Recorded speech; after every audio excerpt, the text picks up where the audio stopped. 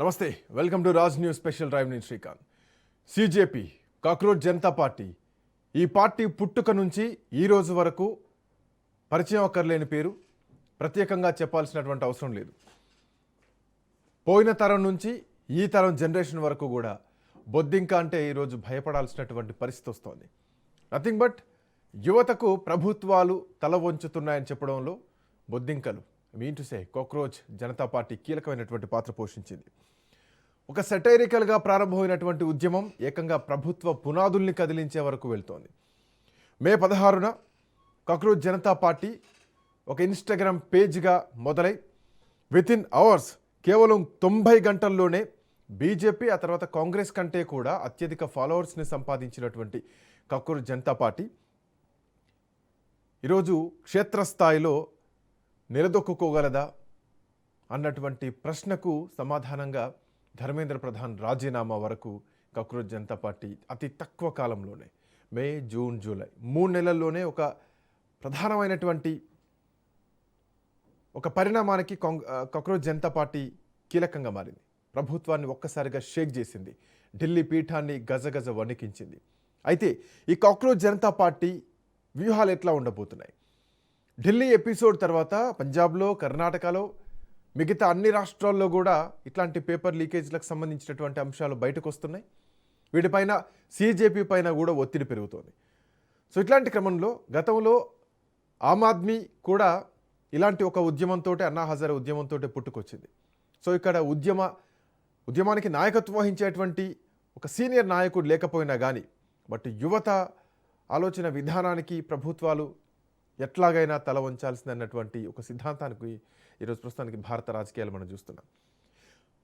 Cockroach Janata party భవిష్యత్తులో ఒక రాజకీయ పార్టీగా ఏర్పాటు చేస్తారా, లేదంటే ఉద్యమాన్ని కొనసాగిస్తారా? భవిష్యత్ ప్రణాళికలు ఎట్లా ఉండబోతున్నాయి? మాట్లాడదాం. బండారు రామ్మోహన్ రావు గారు మనతో పాటు జాయిన్ అవుతున్నారు. రామ్మోహన్ రావు గారు నమస్తే. శ్రీకాంత్ గారు నమస్తే. సో ఏం జరగబోతోంది? కాక్రోచ్ జనతా పార్టీ అక్కడికి ఫుల్ స్టాప్ పడ్డట్టేనా? ధర్మేంద్ర ప్రధాన్ రాజీనామాతో రాజీ పడ్డట్టేనా? లేదంటే మళ్ళీ ఒక ఉద్యమ రూపంలోకి వెళ్తారా? లేదంటే ఒక రాజకీయ పార్టీగా ముందుకెళ్ళేటువంటి అవకాశం ఉంటుంది? ఎందుకంటే ఈ దేశాన్ని యువత పాలించాలి, లేదంటే 21 ఏళ్ళు వచ్చిన వాళ్ళు కూడా రేపొద్దున అసెంబ్లీలో, లోక్సభలో ఉండాల్సినటువంటి బిల్లు కూడా తీసుకొస్తామని చెప్పేసి తెలంగాణ నుంచి ఒక స్టేట్మెంట్ బయటకు వస్తున్నటువంటి క్రమంలో సో ఎట్లా చూడొచ్చు సిజేపీ వ్యూహాన్ని? శ్రీకాంత్ గారు, మీకు రాజ్ న్యూస్ ప్రేక్షకులు నమస్కారం. నమస్తే అండి.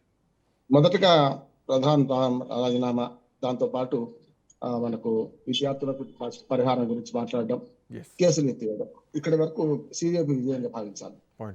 కానీ దీన్ని మళ్ళీ తమ సొంతం చేసుకునే ప్రయత్నం ప్రభుత్వం చేస్తుంది. చూశారు కదా, వరుసగా స్టెప్ తీసుకున్న ప్రభుత్వం చూస్తే మొన్న అర్ధరాత్రికి ట్వీట్ చేసిన మోడీ, ఆ తర్వాత నిన్న మన్ కీ బాత్ లో మాట్లాడిన మోడీ చూసుకుంటే మెల్లమెల్లగా ఉద్యమాన్ని చల్లబరిచాం, కానీ దాని తర్వాత చర్యలు తీసుకోకపోతే ఇప్పుడైనా కానీ రేపైనా సరే మళ్ళీ పెట్టిందనే ధ్యాస తెలిసిన వాడిగా, అంటే అనుభవానికి వస్తే తత్వం బోధపడ్డవాడిగా కేంద్ర ప్రభుత్వం అడుగులు వేస్తున్నట్టున్నాను. మొన్న ఫాస్ట్ ట్రాక్ కోర్టు ఏర్పాటు చేస్తానని వెంటనే ఏర్పాటు అయిపోయింది. ఢిల్లీ హైకోర్టు ఆదేశాలు కూడా ఇచ్చింది, పలానా కోర్టు ఈ ఫాస్ట్ ట్రాక్ కోర్టుకు ఈ పరీక్షల నిర్వహణ లీకేజీల మీద ఫాస్ట్ ట్రాక్ కోర్టు ఢిల్లీలో ఏర్పాటు చేస్తూ నిర్ణయం తీసుకోవడం కాకుండా జడ్జిని కూడా దాని కోర్టుకు నియమించింది కూడా చూసినాం మనం. అట్లా చూసుకుంటే ఆ తర్వాత నిన్న నందన్ నిలేకరి ఆధ్వర్యంలో నేను ఒక ఫాస్ట్ ట్రాక్ కమిటీ ఒకటి ఏర్పాటు చేశాను. నిన్న పెద్ద ఎత్తున విద్యారంగ సంస్కరణ కోసం, ముఖ్యంగా ఈ నీట్ పేపర్తో పాటు దేశంలో జరుగుతున్న, దేశవ్యాప్తంగా జరుగుతున్న పరీక్షలకు, రాష్ట్రాల్లో జరుగుతున్న పరీక్షలకు, ముఖ్యంగా దేశవ్యాప్త పరీక్షలకే ఎలాంటి మార్గదర్శకాలు ఉంటే బాగుంటుంది, లీక్ కాకుండా ఏం చేయొచ్చు అని నందన్ నిలేకరి అంటే మన అందరి గుర్తు. గతంలో ఆధార్ కార్డు రకంగా సృష్టికర్త, అంటే ఆధార్ కార్డు ఎట్లా చేస్తే బాగుంటుంది అనే దాని మీద ఆయన కమిటీ సిఫార్సుల మేరకే జరిగింది. అప్పుడు కాంగ్రెస్ పార్టీ చేస్తాను, ఇదే బీజేపీ విమర్శించింది. నందన్ నిలేకరి ఎక్కడి వాడు, ఏమిటి అని రకరకాలు చేసింది. ఇప్పుడు అదే నందన్ నిలేకరి ఇవాళ మనకు ఈ బీజేపీ ప్రభుత్వానికి ఎక్కడికి వచ్చిండు, రేపొద్దుని నీటి పేపర్తో సహా ఇతర పేపర్లు లీక్ కాకుండా ఏం చేయాలనే దాని మీదే పెద్ద ఎత్తున ఆయన కమిటీ చర్చించి నిర్ణయం తీసుకోవాలని అవసరం ఉండదు. అంటే వచ్చే అకాడమిక్ ఇయర్ కాదు, ఈ అకాడమిక్ ఇయర్ లోనే ఎలాంటి సంస్కరణలు తీసుకురావాలి, పరీక్షల నిర్వహణ ఎట్లా చేయాలనే దాని మీద, అది రైల్వేస్ కావచ్చు, టాస్క్ ఫోర్స్ కమిటీ ఏర్పాటు చేసి 9 మంది కమిటీ సభ్యులతో వేశారు. ఇస్రో మొదలు కీలకమైన అన్ని శాఖల్ని కంబైన్ చేస్తున్నారు. ఎందుకంటే చూడండి, ఆధార్ అనేది ఇప్పుడు అందరికి ఆధారం అయిపోయింది. ఆప్షన్ అంటున్నా కూడా ఆధార్ లేకుండా ఏ పని జరుగుతలేదు చూస్తున్నాం మనం. కేవలం ఆప్షన్ మాత్రమే అనుకుంటూ ఓటర్ లిస్ట్ లో కూడా తమను అనుసంధానం చేయాల్సి వచ్చింది. బ్యాంక్ అకౌంట్లకు కానీ దేనికైనా ఆధార్ కార్డు అడగకుండా ఉండలేరు. మీ ఇష్టం అంటున్నారు. ఎవరో ఒకరిద్దరు గోప్యత భంగం అనుకున్న వస్తలేదు కానీ మనకి ఇది ఆధారం అవుతుందని చాలా మంది ఇస్తున్నారు మనం చూస్తున్నాం మనం. ఇక్కడికి వస్తే ఇప్పుడు ప్రభుత్వం పై చేయి అనిపిస్తుంది ఇప్పుడు జరిగిన తర్వాత. ప్రభుత్వం పై చేయి ఎందుకు అనిపిస్తుంది అంటే ఉపరితల అంశాలు 3 పరిష్కారమైనాయి కానీ అసలు అంశాలు పరిష్కారం కావాలి కదా. అందుకనే మన అభిజిత్ దీప్కే నిన్న ఒక స్టేట్మెంట్ ఇచ్చారు.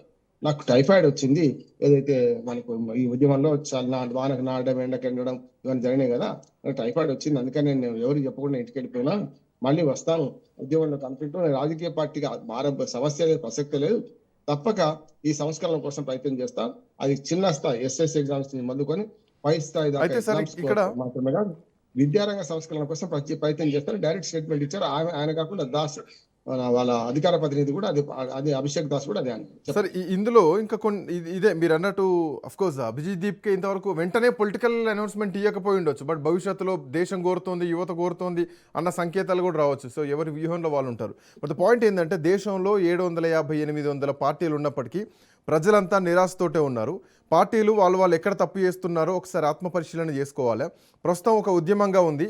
అవసరమైతే ఇది ఒక్కసారి ఊపందుకుంటే ప్రజలు ఏ పార్టీతోనైనా పనులు చేయించుకుంటారు. సో అది రేపు పొద్దున కాక్రోచ్ జనతా పార్టీ ఇంకొక పార్టీగా ఆవిర్భవించడంలో ఎట్లాంటి సందేహం లేదన్న ఒక ఇండైరెక్ట్ సంకేతం కూడా ఇదే కాక్రోచ్ జనతా పార్టీ నాయకుల నుంచి వస్తోంది. మంచిది అంటున్నాం. గతంలో లోక్సత్తా ఉద్యమ సంస్థ కూడా 10 ఏళ్ళు నడిచిన తర్వాత పార్టీ అయితే ఎవరు అనుకోలేదు. 97 నుంచి 2006 దాకా అయింది, కానీ మొన్న రద్దు అయింది చూసాం కదా. అందుకనే పార్టీల సంఖ్య చూసుకుంటే శ్రీకాంత్ గారు, నేను కొంచెం దాని ఎక్స్పర్ట్ 4-5 పార్టీలు రిజిస్ట్రేషన్ ఢిల్లీ తిరిగినానుగా 5,000 పార్టీలకు పైగా రిజిస్టర్డ్ పార్టీలు ఉన్నాయి. 5,000 పార్టీలకు పైగా. మొన్న దాదాపు 100-200 పార్టీలు రద్దు చేశారు. వరుసగా 3 ఎన్నికల్లో పోటీ చేయకపోతే, వరుసగా 10 ఏళ్లుగా పోటీ చేయకపోతే వాళ్ళు రద్దు చేశారు. అట్లా చూసుకుంటే నిజంగా యాక్టివ్ గా పార్టిసిపేట్ అయ్యే పార్టీలు 100కి మించి ఉండవు. దేశం మొత్తం చూసుకుంటే ప్రాంతీయ పార్టీలు, జాతీయ పార్టీ కాకుండా 100-120 మించి ఉండవు. వాటిల్లో కూడా మళ్ళీ వెసులుబాట్లు ఉన్నాయి. ఒక ఎన్నికల పోటీ చేయకపోతే ఇంకో ఎన్నికల పోటీ చేస్తున్నారు. అట్లా చూస్తున్నాం. కానీ రేపు కావద్దని ఏం లేదు మనకు. రేపు పొద్దున మన సిజేపీ అనే పార్టీ పేరే పెట్టింది కదా, వాళ్ళు పేరునే గట్టిగా ఉద్యమ సంస్థను పెట్టుకోవాలి ఎక్కడ కూడా. పేరు ఉంది అందులో కనుక, లేకపోతే రేపు రిజిస్ట్రేషన్ చేస్తారు. అసలు గట్టిగా మాట్లాడితే రిజిస్ట్రేషన్ కోసం ఇప్పుడే ప్రయత్నాలు మొదలైంది అనుకుంటున్నాను. ఎందుకంటే సిజేపీ పేరు మీద మొన్న కదా కవిత కదా ఆ టీఆర్ఎస్ పేరు మీద ఇంకో పార్టీ పెట్టినట్టు ఎవరైనా రిజిస్టర్ చేసుకున్నాం అనుకోండి, చాలా ఇబ్బందులు వస్తాయి. రేపు వాళ్ళ రాజకీయ పార్టీ కావాలనుకోండి మొదలుపడితే ఇప్పుడే చేయాలి. సిజేపీ పార్టీ రిజిస్ట్రేషన్ చేయాలంటున్నాను. గతంలో ఇటువంటి రిజిస్ట్రేషన్ సమస్య వైఎస్ జగన్మోహన్ రెడ్డికి వచ్చింది. వైసీపీ అంటే ఇష్టమే అని మనకు నా మిత్రుడే మనకు మన కడప జిల్లాలో ఆయన కేసు వేశాడు. అట్లా చాలా మంది జరిగిన సందర్భాలు ఉన్నాయి. జనసేన లాంటి పార్టీ కూడా, ప్రజారాజ్యం లాంటి పార్టీ, ప్రజారాజ్యం కూడా సమస్య వచ్చింది ఇట్లాంటి వారికి. కనుక చేయొచ్చు అంటున్నారు. ఇక ముందు ఉన్న వీళ్ళ కర్తవ్యం ఏంటంటే ఇక్కడి ఖేల్ కథన్ దుకాణం బంద్ కాదు, మొన్ననే ఆట ఇప్పుడే మొదలైంది అని ఎప్పుడు ఈ పరిష్కారం లభించక ముందు, అంటే విద్యాశాఖ మంత్రి రాజీనామా చేయకముందు వాళ్ళు చాలా తీవ్రంగా ఆట ఇప్పుడే మొదలైంది, ఖేల్ అభి బాకీ హై కూడా అన్నారు. ఇప్పుడు నేనే అంటున్నాను, వాళ్ళు చెప్పింది కరెక్ట్. వాళ్ళు రేపు పొద్దున వరుసగా ఉద్యమాలు చేయకపోతే ఇప్పటికి ఆగింది అనుకోండి, కంది కట్టెల మంటో లేకుంటే ధనియపు కట్టెల మంటలాగా ఆరిపోద్ది అంటున్నారు. చింత నిప్పుల్లాగా కావాలంటే 3 అంశాలు వాళ్ళు తీసుకున్నారు. ఒకటి విద్యారంగ సంస్కరణలే తీసుకున్నారు, మంచిది అంటున్నారు. ఎందుకంటే విద్యా ఆరోగ్యాలు ముఖ్యం కనుక విద్యారంగ సంస్కరణ తీసుకుంటే మంచిది. దాని ద్వారా ప్రజలకు పోవచ్చు. దీంట్లో కొన్ని ఎగ్జాంపుల్స్ మాట్లాడుకుందాం సార్. అంటే ఎందుకు ఆమ్ ఆద్మీ పార్టీతో పోల్చాల్సి వస్తుంది కాక్రోచ్ జనతా పార్టీ అంటే ఉద్యమం ఒకేలాగా అనిపిస్తోంది. సో ఆ రోజు లోక్పాల్ బిల్లు కోసం, ఈ రోజు విద్యారంగంలో ఉన్నటువంటి సంస్కరణల కోసం, ధర్మేంద్ర ప్రధాన్ రాజీనామా కోసం. 2012లో ఆమ్ ఆద్మీ పార్టీలో అప్పుడు విద్యావంతులు ఉన్నారు, రాజకీయ పరిజ్ఞానం ఉన్నటువంటి సభ్యులు ఉన్నారు. అప్పుడు అంటే అరవింద్ కేజ్రీవాల్ అప్పుడు ఐఆర్ఎస్ నుంచి రిజైన్ చేసిన తర్వాత ఆయన ఒక స్వచ్ఛంద సంస్థ నడిపారు, ఓ ఫౌండేషన్ నడిపించినటువంటి వ్యక్తి, ఆయన ఆ టీంలో ఉన్నారు. ఆ తర్వాత సీనియర్ న్యాయవాది ప్రశాంత్ భూషణ్ ఉన్నారు. ఆ తర్వాత ఇంకొక రాజకీయ విశ్లేషకులు, మీలాంటి ఒక రాజకీయ విశ్లేషకులు యోగేంద్ర యాదవ్ ఉన్నారు. సో ఇట్లా కొంతమంది కీలకమైనటువంటి ఆ పిల్లర్స్ వెనకాల ఉన్నారు Aam Aadmi Party. Before Lokpal bill ఉద్యమం జరుగుతున్నటువంటి టైంలో సేమ్ అదే సీన్ ఇప్పుడు కాక్రోచ్ పార్టీ విషయంలో కూడా కనిపిస్తోంది. ఇందులో కీలకమైనటువంటి మాజీ న్యాయవాది అయినటువంటి రత్నసింగ్ ఉన్నారు, ఆయన హైకోర్టులో ప్రాక్టీస్ చేస్తున్నారు. తో పాటు వైష్ణవి గౌర్ ఉన్నారు. సో ప్రజా సేవలో ప్రజా సేవకురాలుగా ఉన్నారు. సో సంఘ సంస్కర్తగా ఉన్నారు ఆవిడ. ఆ తర్వాత హఫీజ్ నవాజ్ ఉన్నారు, ఒక ఎంబీబీఎస్ సీనియర్ డాక్టర్ ఉన్నారు. సో ఇట్లాంటి వాళ్ళతో పాటు కొంతమంది రాజకీయ విశ్లేషకులు ఇక్కడ కూడా ఉన్నారు. దాంట్లో దీపక్ బలియాన్ ఆల్మోస్ట్ 8 ఏళ్లుగా రైతు ఉద్యమంలో పాల్గొంటున్నటువంటి వ్యక్తి కూడా ఉన్నారు. సో ఇట్లాంటి వ్యక్తులు ఉన్నారు, వీళ్ళ సలహాలు ఉన్నాయి. సో వీళ్ళ సలహాలతో పాటు రేపొద్దున కాక్రోచ్ జనతా పార్టీగా ఆవిర్భవించడానికి సేమ్ ఆమ్ ఆద్మీ లాంటి ఒక బ్యాక్ అండ్ టీమ్ ఇక్కడ కూడా ఉన్నట్టు కనిపిస్తోంది కదా. కనిపిస్తుంది. కానీ ఆమ్ ఆద్మీ పార్టీ చేసిన తప్పు ఏమిటి? ఎక్కడ డబ్బు సారా మంచిది, చాలా అభినందించాలి. నేను కూడా ఆమ్ ఆద్మీ పార్టీ కన్నా ముందే మన కేజ్రీవాల్ దగ్గరతో పనిచేశాను నేను. అంటే హమారా పైసా హమారా హిసాబ్ అని సుందర్ నగర్ కాలనీ ఢిల్లీలో మేము వారం రోజులు ఉద్యమం చేశాం. మన డబ్బు మన పనులు అని లెక్క అని చెప్తే అప్పుడు ఈమె షీలా దీక్షిత్ ముఖ్యమంత్రిగా ఉండే రేషన్ షాప్ నుంచి మొదలుకొని సిమెంట్ రోడ్డు వేస్తే సిమెంట్ రోడ్డు నాణ్యత దాకా మేము పరీక్షించడం, రిపోర్ట్ ఇచ్చినాం. ఆ తర్వాత మూడు సార్లు ఎన్నికైన ఆమె పడిపోవాల్సి వచ్చింది. ఆమె సమాచార స్వేచ్ఛ హక్కు తీసుకొచ్చింది 2002లో షీలా దీక్షిత్. అందులో భాగంగా తర్వాత పార్టీ అయిన తర్వాత కూడా నేను రెండు సార్లు ఆంధ్రప్రదేశ్ భవన్ లో వండుకుంటూ వారికి 49లో ఉన్న మొదటిసారి పోతామప్పుడు తర్వాత 5 ఏళ్ళు ఉన్నప్పుడు ప్రచారం చేసి వచ్చాము. కానీ వాళ్ళు చేసిన తప్పేందంటే అనుచిత ఉచితాలు మిగతా పార్టీ లాగా వీళ్ళు కూడా ఇచ్చారు కదా. సమస్య ఏంటంటే డబ్బు సారా మంచిది. లోక్సత్తాకు ఆమ్ ఆద్మీ పార్టీకి తేడా ఏంటంటే లోక్సత్తా అనుచిత ఉచితాలకు వ్యతిరేకం, దాని ప్రజలు వ్యతిరేకమైంది మాకు. ఎందుకంటే వీళ్ళు ఉచితాలు లేకపోతే ఎట్లా ఆయన ఏం చేసిండు? కేవలం డబ్బు సారా మంచిది అన్నాడు, ఉచిత విద్యుత్ అన్నాడు, విద్య ఆరోగ్యం కూడా వేరు.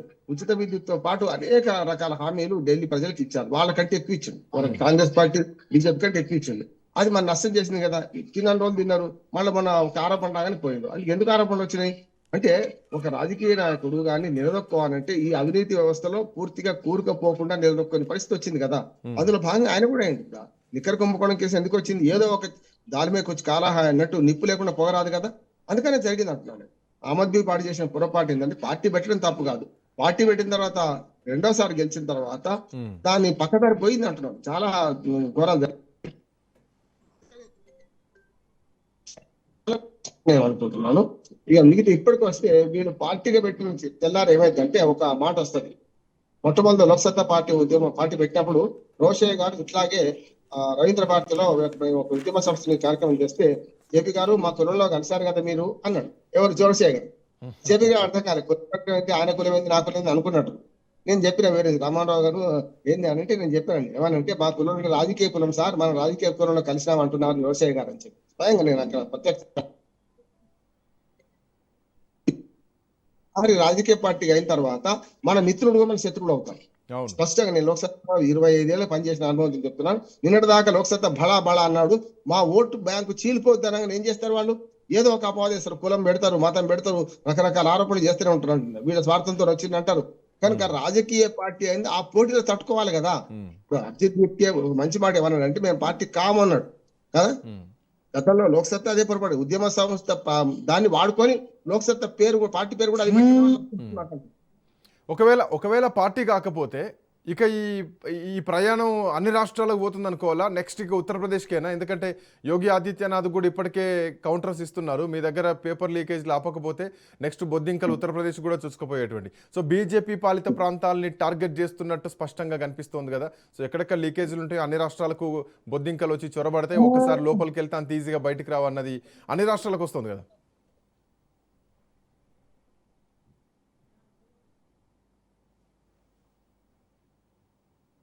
చూడండి మీరు, ఆమ్ ఆద్మీ కూడా పోయింది కదా, అంటే మన పంజాబ్ కూడా వెళ్ళింది కదా కదా, పంజాబ్ వెళ్ళింది, రేపు ఉత్తరప్రదేశ్ వెళ్తారు. నేనేమంటున్నానంటే వీళ్ళకి విశ్వసనీయ పెరగాలంటే ప్రతిపక్ష పార్టీల అధికారంలో ఉన్న దాన్ని కూడా పోవాలి. ఇప్పుడు బీజేపీ పార్టీ అధికారంలో దగ్గర పోతే ఏకపక్షం అవుతుంది. వీళ్ళు ప్రతిపక్ష పార్టీలో కూడా లీకేజ్ చాలా జరిగినాయి కదా, అటువంటి దగ్గర పోవాలి. విద్యారంగ సంస్కరణలో కేవలం ఇదే కాదు, ఉద్యోగాలు అడుగుతాయి. ఆంధ్రప్రదేశ్ లో అదే ఉద్యమం జరుగుతుంది. కాక్రోచెస్ పేరు మీద మళ్ళీ ఉద్యమం వస్తుంది అని దాన్ని వైసీపీ సొంతం చేసుకుని ప్రయత్నం చేస్తున్నారు. ఆంధ్రప్రదేశ్ లో చూస్తున్నాము, నిన్న మొన్న అదే ఉద్యమం జరుగుతుంది. మొత్తం మీద మీరు లోకేష్ రాజీనామా చేసేదాకా మన కాక్రోచెస్ వస్తా అని చెప్పి జగన్మోహన్ రెడ్డి బెదిరిస్తున్నాడు. అంటే వీళ్ళని చూసుకుని ఏమైందంటే పిల్లలను చూసుకొని పెద్దల రాజకీయాలు చేస్తున్నారు అంటున్నాను నేను. పిల్లలను చూసుకొని ఇప్పుడు వీళ్ళేమో పరిమితం అవుతారా, రేపు దేశవ్యాప్తంగా విస్తరిస్తారా అది వేరు. కానీ చాలా మంది ఇప్పుడు చూస్తున్నారు, మీరు అన్న విశ్లేషకులు, మీరు అన్న వాళ్ళందరూ కూడా గతంలో బీజేపీ పార్టీకి వ్యతిరేకంగా ఉన్న వాళ్ళే. చాలా చూడండి మీరు కదా, వీళ్ళందరూ ఇలా చేరితే ఏమైతుంది? వీళ్ళ ఎజెండా ఎవరిదైతుంది? అసలు అభిజిత్ దీప్కే ఎజెండా పోతుంది, వీళ్ళ ఎజెండా ముందుకు వస్తుంది. మనం చూసారు కదా, మొన్న అక్కడ ఏం జరిగింది ఉద్యమంలో వాడు 370 ఆర్టికల్ గురించి మాట్లాడతారు. వాళ్ళు చాదస్తారని వాళ్ళ పైత్యాలని అక్కడ చూపెట్టుకున్నారు కదా. వాడేమో మోడీ అంటే మోడీ అంటారు, మన్ కీ బాత్ మాది వినరా అంటారు. అట్లానే రకరకాలుగా మీరు అల్లా ఒకడే దేవుడు అంటారు. ఇవన్నీ ఈ పక్కదాలు బట్టే లేవా? ఇప్పుడు ఒకవేళ మీరు చెప్పిన అందరి పేర్లు నాకు తెలుసు కనుక ఆ పేర్లన్నీ పూర్తి ఏమవుతుందంటే మోడీ వ్యతిరేక కూటమికి తయారవుతుందా అని నేను అంటున్నాను. అప్పుడు ఏమైంది అంటే ఆటోమేటిక్ గా ఈ సిజేపీ విలువ పడిపోతుంది. నేను చెప్పిందే కదా, రోషయ్య గారు ఏమన్నారు, మా రాజకీయ కులంలో మీరు కలవగానే ఆటోమేటిక్ గా మీ విలువ పడిపోతుంది. ఇప్పుడు ఒక ఉద్యమ సంస్థగా ఉన్నప్పటికీ లోక్సత్తా పార్టీ అయిన తర్వాత ఎట్లా మీకు అయిందో ఇది కూడా అంతే అంటున్నారు. ఒక ఉద్యమం చేసిన హీరోగా, ఒక హీరోయిజం ఉన్న పార్టీగా చూసిన దాన్ని రేపు రాజకీయ పార్టీ కాగానే ఆటోమేటిక్ గా విమర్శలు చేయాల్సి వస్తుంది కదా. ఏం చేస్తారు? అధికారంలో ఉన్న వాడిని తిట్టాల్సి వస్తుంది. ఇప్పుడు కేంద్రంలో బీజేపీ ఉన్నది, ఇంకా 3 ఏళ్ల దాకా ఎలక్షన్ లేవు. 3 ఏళ్ళు ఈజీగా పడితే 2.5 ఏళ్ళది గ్యారంటీ. ఈ 2.5 ఏళ్ళు ఏం చేయాలి? వీళ్ళు రాజకీయ పార్టీ పెడితే ప్రతిపక్షాలు సమర్థించలేదు, ప్రతిపక్షాలతో కలిసి కలవకను వీళ్ళు కూడా అదే రాగం అందుకోవాల్సి వస్తుంది కదా. అందుకనే వీళ్ళు చేయాల్సిన పని ఏంటంటే విద్యారంగ సంస్కరణలకే పరిమితం అయితే అది మంచిది అంటున్నారు. చాలా మంచి విలువ, ఒకే కాజ్ మీద ఫైట్ చేస్తే బాగుంటది అంటున్నారు దేశం మొత్తం. అది ఒకటే ఇంకా చెప్పిన ఆర్థిక సంస్కరణ, మన రాజకీయ ఎన్నికల సంస్కరణ కావాలి, న్యాయ సంస్కరణ కావాలి, అట్లాగే పోలీస్ సంస్కరణ కావాలి, అంతిమంగా గుడ్ గవర్నెన్స్ పోవాలి. అవి అసలు చేయాలి. అందులో విద్య కూడా భాగం. అంటే విద్యకే పరిమితమైనా సరే నష్టం లేదు, కానీ ఇవన్నీ చేయాల్సిందే. కానీ అప్పుడే అన్ని బాధ్యతలు ఎత్తుకుంటే కష్టం కదా. నేను స్పష్టంగా చెప్తున్నాను, ఎందుకంటే ఒక 30 ఏళ్ళుగా 27 ఏళ్ళుగా చేస్తున్నాను. లోక్సత్తా ఉద్యమ సంస్థకు విలువ ఎంత ఉండే అంటే కలెక్టర్లు బేచిన పడేవాళ్ళు మేము పోతే. తర్వాత పార్టీ అయిన తర్వాత అన్ని పార్టీలు అన్ని బోడకోతులు మాదకోతే అయిపోయింది కదా. అంటే దీనికి ఉన్న విలువ పోయింది. ఇప్పుడు కూడా ఆ సిజేపీ ఒక పార్టీగా ఉండి ఎలక్షన్ల పోటీ చేసిన అనుకోండి, ఆటోమేటిక్ గా రేపటి నుంచి బురద దలుతూనే ఉంటారంటున్నా. బురద పడుతుంది, అది కులం పరంగా పడుతుంది, మతం పరంగా పడుతుంది. నేను వారి కులం గురించి ఎంక్వైరీ చేయలే, కానీ మహర్ కులం అంటే అంబేద్కర్ వారసుడు వరకు చెప్పానంటే కదా. ఏదో మన అభివృద్ధికే మహారాష్ట్ర ఉద్యమాల కిల్లా వరకు అని చెప్పండి. ఏ రకం చేసినా అది ఆర్థిక ఉద్యమాలకైనా రాజకీయ ఉద్యమాలకైనా మనకు మహారాష్ట్ర ఒక వేగు చుక్కలాగా, అంటే దక్షిణ భారతదేశానికి ఉత్తర భారతదేశానికి మధ్యన ఉంటుంది కదా, మనం చూస్తున్నాం. కనుక ఈ ఉద్యమాన్ని విద్యార్థులకి పరిమితం చేయమని సలహా ఇస్తారు. నేను చెప్పింది మొదటి నుంచి చెప్తున్నాను, మీకు తెలుసు. ఈ రాజకీయ మన ఎన్నికల న్యాయ సంస్కరణలు, పోలీస్ సంస్కరణలు, దాని ద్వారా మంచి వస్తుంది. కానీ సరే ఇప్పటి వరకు కూడా రాజకీయ పార్టీగా అవతరిస్తుందా లేదా అన్న దాని మీద మనం అటు ఇటుగా మాట్లాడుతున్నాం, రెండు వైపులా మాట్లాడుతున్నాం. ఒకవేళ రాజకీయ పార్టీగా అవతరిస్తే ఒక ఉద్యమం చేసినంత ఈజీగా ఎలక్షన్ పాలిటిక్స్ చేయడం కాదు. ఎందుకంటే ఎన్నికలు పోవాలంటే ఆర్థిక పరిస్థితులు బాగుండాలి, పార్టీ నిర్మాణం ఉండాలి. సో దానికి ఆఫ్కోర్స్ గ్రౌండ్లో అన్ని రాష్ట్రాల్లో ఒక కమిటీలు ఉండాలి, పార్టీ నిర్మాణం చేయాల్సినటువంటి అవసరం ఉంటుంది. బట్ ద పాయింట్ ఏంటంటే ఇప్పటి వరకు అన్ని పార్టీలు, ప్రతిపక్షంగా ఉన్నటువంటి అన్ని పార్టీలు అన్ని రాష్ట్రాల్లో సిజేపీని ఓన్ చేసుకుంటే కాంగ్రెస్ పార్టీ మాత్రం ప్రత్యక్షంగా ఓన్ చేసుకోలేకపోయింది. కారణం ఏమై ఉండొచ్చు? ఎందుకు కాంగ్రెస్ పార్టీ ఓన్ చేసుకోలేదు? ఇప్పటికీ కూడా పోయి సిజేపీని మందలిచ్చిందా, సిజేపీకి సంఘీభావం తెలిపిందా? లేదు. ఈ ఉద్యమాన్ని బేస్ చేసుకుని కాంగ్రెస్ పాలిటిక్స్ చేస్తోంది తప్ప.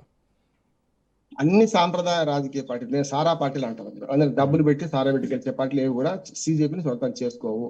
తాత్కాలికంగా చేసుకున్నా ఎవడి మీద కోపంతో ఎవడి పక్కన పడుకునే దుర్మార్గ సామెత ఉంది కదా, అట్లా బీజేపీ మీద కోపంతో చిన్న పార్టీలు ఆ పని చేస్తున్నాయి. కానీ అట్లా కూడా చేసుకోలే కదా. ఇప్పుడు ఉదాహరణ చూడండి, ఆమ్ ఆద్మీ పార్టీ ఏమన్నది? సిజేపీ ఉద్యమానికి వెనుక ఉన్నది ఎవరు అంటే అటు కాంగ్రెస్ బీజేపీ రెండే అన్నది. కానీ అఖిలేష్ యాదవ్ ఏమన్నాడు? మీరు ఒకటే దొంగలు, సిజేపీని నాశనం చేయడానికి మీరు చేస్తున్నారనే మాట అన్నారు కదా. అందుకని ఏమంటారంటే ఇదంతా ఈ రాజకీయాల్లో ఏమైందంటే పరస్పరం విమర్శించుకునే క్రమంలో వీళ్ళు కూడా తప్పులు చేసి ఉంటారు కదా. ఉదాహరణకు పేపర్ లీక్ ఉన్నది అనుకోండి, మీ రాష్ట్రంలో ఏం జరిగింది? ఇప్పుడు బీజేపీ కాంగ్రెస్ కొట్లాడుకుంది, మీ 60 ఏళ్లలో ఏం జరిగిందంటే మీ 20 ఏళ్ళలో ఏంటని వీళ్ళు అన్నారు కదా. అట్లా ప్రతి రాష్ట్రంలో అధికారంలో ఉన్న పార్టీ కాకుండా ఉన్నదని సిజేపీ సొంతం చేసుకుంది. ఇప్పటిదాకా సిజేపీని ఓన్ చేసుకునే పార్టీలు ఏమైనా ఉంటే ఏమైందంటే ఎప్పుడు ఎక్కడా కూడా అధికారంలోకి రాని పార్టీలు కదా ఇప్పటిదాకా వాళ్ళు సొంతం చేసుకుంటున్నారు. కానీ సాంప్రదాయ రాజకీయ పార్టీలు ఇంక్లూడింగ్ ఆమ్ ఆద్మీ పార్టీ లాంటిది కూడా చేసుకోలేకపోయింది కదా. ఇప్పటివరకు విద్యార్థుల నిరసన, విద్యార్థుల ఉద్యమం అన్నారు తప్ప కాక్రోచ్ పార్టీ అని చెప్పేసి ఆఖరికి ధర్మేంద్ర ప్రధాన్ రాజీనామా చేసిన తర్వాత కూడా మాట అనలేకపోయారు. అంటలేదు. అంటే ఎప్పుడైనా విద్యార్థులను అవమానించే కార్యక్రమం వీళ్ళకి ఎప్పుడు ఉంటుంది. విద్యార్థులు తిరగబడితే ఏమైతే వాళ్ళకి తెలుసు కనుక సమస్య లేదు. ఒకనాడు జై తెలంగాణ ఉద్యమం విద్యార్థుల ఉద్యోగుల ద్వారా వచ్చింది కదా. ఆనాడు ఎవరైనా ఆపగలిగిందా? కాల్పుల ద్వారా 462 మంది చంపగలిగింది, కానీ ఆపలేదు కదా. ఆ తర్వాత ఆ సెగ కంటిన్యూ అయింది కదా. ఇప్పుడు కూడా అంటున్నా ఏంటంటే ఇది విద్యార్థుల ఉద్యమంగా ఉండే క్రమంలో దీనికి ఒక సెటప్ లేదు కదా ఇప్పటిదాకా. ఎవరో అధికార ప్రతినిధిలో ఇద్దరిని మాత్రం సౌరవ్ దాసు ఇంకొకరు ఇద్దరిని మాత్రమే ప్రకటించారు. మిగతా వాళ్ళందరూ చూడండి, నేను విశ్లేషకుడిగా ఈ సిజేపీ అనే పేరు మీద మన టీవీలలో అప్పుడప్పుడు కొందరు వస్తున్నారు. వాళ్ళంతా గతంలో సాంప్రదాయ రాజకీయ పార్టీలో పనిచేసిన వాళ్ళు, లేకపోతే దానికి అనుబంధంగా బీజేపీకి వ్యతిరేకమైన వాళ్ళు వస్తున్నారు, చూస్తున్నాం మనం. అంటే ఒక వేదిక కావాలని చూసుకుంటున్నారు వీళ్ళు. స్పష్టంగా చెప్తున్నా, ఒక వేదికని దీని వేదిక చేసుకుంటే ఇది పూర్తిగా పంచకూల కాలకూట విషం అవుతుంది, పంచకూట కషాయం అవుతుంది అంటున్నాను. వీళ్ళు ఏం చేస్తున్నారు, ఎవరో సార్, ఇది కాంగ్రెస్ పార్టీ కూడా రాను రాను ఎఫెక్టే సార్. ఎందుకంటే దరిదాపు 100 ఏండ్ల రాజకీయ చరిత్ర ఉంది. ప్రధాన ప్రతిపక్షంగా ఉన్నటువంటి కాంగ్రెస్ పార్టీ కేవలం 100 రోజుల కింద పుట్టినటువంటి ఒక కాక్రోచ్ జనతా పార్టీ జెండా కింద ఉద్యమం చేయాల్సి వచ్చింది అనుకోవచ్చు కదా. జెండా కింద చేయకుండా వేరే చేసే ప్రయత్నం చేసింది, చూసింది కదా. నీడ అనుకుందాం. ఆ దాని స్ఫూర్తితో చెప్పాలంటే ప్రతిపక్షాలు వైఫల్యం వల్లనే ఉద్యమం వచ్చింది. మనం మొదటి చెప్తున్నాను కదా నేను. ఎట్లా అంటే జంతర్ మంత్రికి ఒక్కసారి పోలే రాహుల్ గాంధీ, పోలేగా. అట్లానే కనీసం సోనం వాంగ్చూక్ ఒక్కసారి పరామర్శించారు, పోనీ అక్కడికి పోవాల్సి వస్తుందని పరామర్శించారు, ఒప్పుకుంటా. కానీ ఆయన మొట్టమొదటి సబ్దర్జంగా హాస్పిటల్ తీసుకెళ్ళింది కదా, అప్పుడన్నా పోవచ్చు కదా. అక్కడ వేదిక మారింది కదా, అప్పుడు పోవచ్చు కదా. కనీసం అస్సలు పోని బాగా మొండికేసిన బీజేపీ ప్రభుత్వం పోయింది ఆయన దగ్గరికి అంటున్నాను కదా. ఇప్పుడు విద్యార్థులను పిలిపించుకొని మాట్లాడింది 2 సార్లు. మొదటిసారేమో మన జేపీ నడ్డా ఆఫీసుకు పిలిపించుకుని మాట్లాడండి. ఏది ఉద్యమం జరిగిన మొదటి రోజు ఏదైతే చలో సంస్థ జరిగిన రోజే లాఠీ చార్జ్ జరుగుతున్నాయని వాళ్ళు పిలిపించి మాట్లాడింది కదా. తర్వాత ఇప్పుడు వాళ్ళ ద్వారానే మన సంప్రదింపు చేశారు కదా. జితేంద్ర ప్రసాద్ ను జితేంద్ర సింగ్ ను నట్ట చేశారు కదా. మళ్ళా అట్లా కాకుండా హాస్పిటల్ కూడా పోయింది కదా వీళ్ళు ఇద్దరు మంత్రులు, వచ్చింది కదా. మీరు నిరాహార దీక్ష విరమించింది ఎవరు, వాళ్ళిద్దరే కదా. కాంగ్రెస్ ఇప్పటిదాకా ఆ స్టెప్ తీసుకోలే కదా. నీడలు కాదు, దాన్ని పొడగూడ వద్దు అనుకుంటుంది. సిజేపీ వెంబడి పోతే కష్టం. గతంలో ఈ కాంగ్రెస్ పార్టీకి కొన్ని అనుభవాలు ఉన్నాయి శ్రీకాంత్, నేను చెప్తాను. మొట్టమొదటి రోహిత్ వేముల ఆ కేసులో, కన్హ్యాలాల్ ఆ కేసులో వీళ్ళు ఏం చేశారంటే వాళ్ళు ముందరేసుకొని తిరిగారు, టికెట్ ఊడిచ్చారు. చూసారు కదా మీరు, బీహార్ లో టికెట్ ఊడిచ్చారు. ఏమైంది? ఎన్నికల బరిలో మళ్ళీ ఇవే రాజకీయాలు వస్తాయి. కులము, మతము, ప్రాంతము, భాష, దాంతో పాటు డబ్బులు, మద్యం అన్ని వస్తాయి. ఎన్నికల బరిలో ఉన్న అనుభవంతో చెప్తున్నాను నేను. ఎన్నికల్లో పంచాయతీ మెంబర్ నుంచి మండలాధ్యక్షుడి దాకా రూపాయలు లేకుండా గెలగలిగింది. కానీ ఎమ్మెల్యేకి వచ్చేవాళ్ళు ఇవన్నీ పనిచేస్తున్నాయి. అందుకని ఏమంటా అంటే ఈ కాంగ్రెస్ పార్టీ ఎట్టి పరిస్థితుల్లో ఈ సిజేపీ పొడను దూరం పెడుతుంది. గట్టిగా మాట్లాడితే ఆ ఉద్యమం నేపథ్యంలో బీజేపీ వాళ్ళని అక్కడ ఆపి నేను విజయం సాధిద్దామని ఇప్పుడు నేను చెప్పిన నందన్ నీలేకర్ కమిటీ అంటానే ఫాస్ట్ ట్రాక్ కోర్టులు ఇవన్నీ ముందు, అంటే వాళ్ళు అడగక ముందే మనం చేస్తే ఉడిచిపోద్ది కదా వీళ్ళు చూస్తున్నారు. అంటే ఇందులో విజయం పాక్షిక విజయం ఏమో సిజేపీది, పర్మనెంట్ విజయం వైపు మళ్ళించే ప్రయత్నం బీజేపీ చేస్తున్నారు అంటున్నాను. వాస్తవం. Anyway, thank you sir, thanks for joining. So cockroach Janata party ఒక రాజకీయ శక్తిగా మాత్రం ఉందని చెప్పాలి. రాజకీయ పార్టీగా ఆవిర్భవిస్తుందా లేదా అనేది భవిష్యత్ కాలం నిర్ణయిస్తుంది. బట్ ఇప్పుడున్నటువంటి పరిస్థితుల్లో కాక్రోచ్ జనతా పార్టీ మీద ఆ బాధ్యతలు అయితే ఉన్నాయి. పేపర్ లీక్ సంబంధించి ఇంకొక 4 వారాల్లో దీనికి ఎట్లాంటి సంస్కరణ ఉండాలి ఏంటి అన్నటువంటి విషయంలో కూడా ప్రభుత్వంతో చర్చిస్తూ ఉన్నారు. సో మరోవైపు లోక్సభ ఈరోజు కూడా ఉభయ సభలు వాయిదా పడ్డాయి. మళ్ళీ సేమ్ గందరగోళం నడుస్తుంది. సో ఏదేమైనా కానీ ఎట్లాంటి పరిణామాలు పోతున్నాయో చూడాల్సింది.